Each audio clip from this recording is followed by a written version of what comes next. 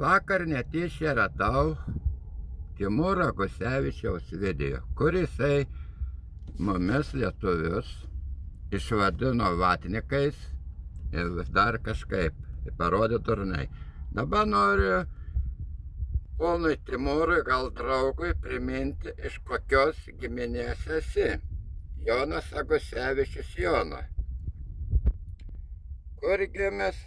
Tauragė, tautybė rusas. Tai kas čia dabar vatnikas, Timūrai? Dabar pažiūrėkim tavo labai artimo giminaičio, kur ir kada tarnavo. Ir kada išėjo į pensiją.